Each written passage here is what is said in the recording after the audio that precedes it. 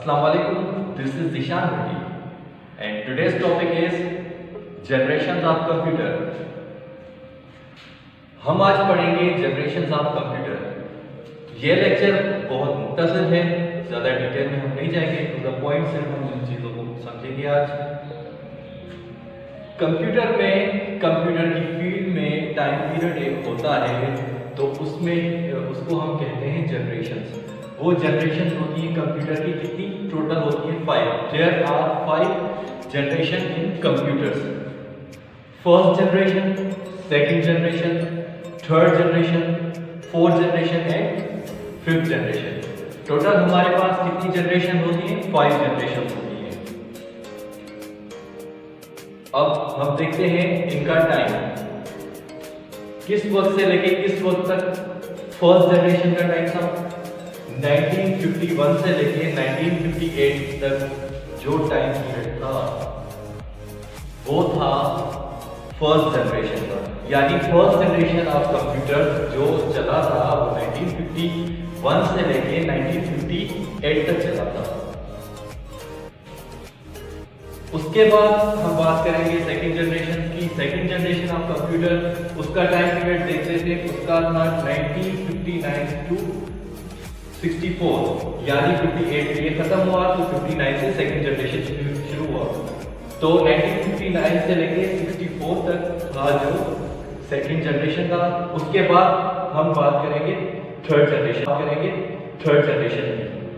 64 पे second generation खत्म हुआ, तो 65 से लेके 70 तक 1965 से लेके 1970 तक जो टाइम पीरियड था वो था थर्ड जनरेशन। उसके बाद बारी आ गई फोर्थ जनरेशन की, तो वो था 1970 से लेके प्रेजेंट, यानी 1970 से लेके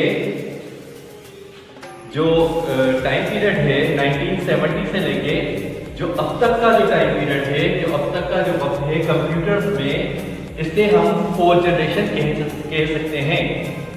अगर हम बात करें इसको हम 5 जनरेशन भी कह सकते हैं, तो ये भी दोनों भी सही रहेंगे।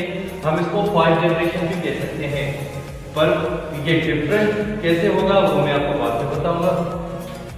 अगर फिफ्थ जनरेशन को हम देखें तो प्रेजेंट टू बियॉन्ड, यानी आज का वक्त और आने वाला जो भी वक्त होगा कंप्यूटर्स में वो होगा फिफ्थ जनरेशन का।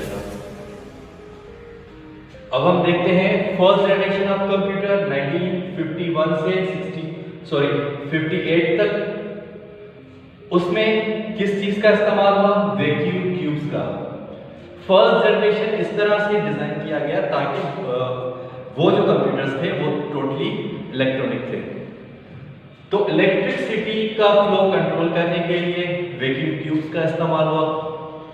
उसके बाद थोड़े कुछ चेंजेस आए में, काफी चेंजेस आए बल्कि, तो वो सेकंड जनरेशन हो गया जो 1959 से 64 तक है। उसमें ट्रांजिस्टर का इस्तेमाल हुआ। वही चीज थी, सिर्फ साइज रिड्यूस हुआ। वैक्यूम ट्यूब को रिप्लेस किसने किया? ट्रांजिस्टर ने।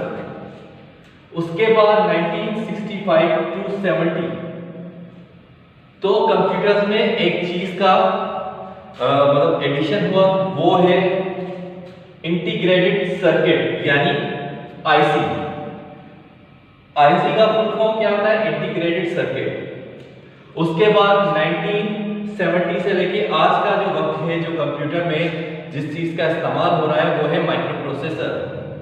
माइक्रो प्रोसेसर आपके कंप्यूटर्स में होता है, जो आपके कंप्यूटर्स में एक से ज्यादा दो से ज्यादा बहुत सारी चीजों को परफॉर्म कर रहा होता है।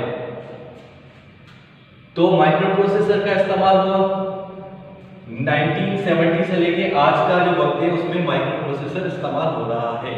उसके बाद हम बात करेंगे प्रेजेंट टू बियॉन्ड, यानी उसमें जो आने वाला वक्त है और जो आगे आएगा उसमें किस ऑप्शन का, किस चीज का इस्तेमाल किया जा रहा है? Artificial intelligence.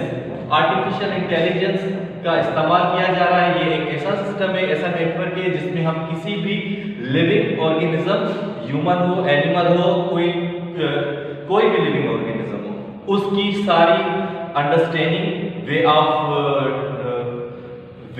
Living the life,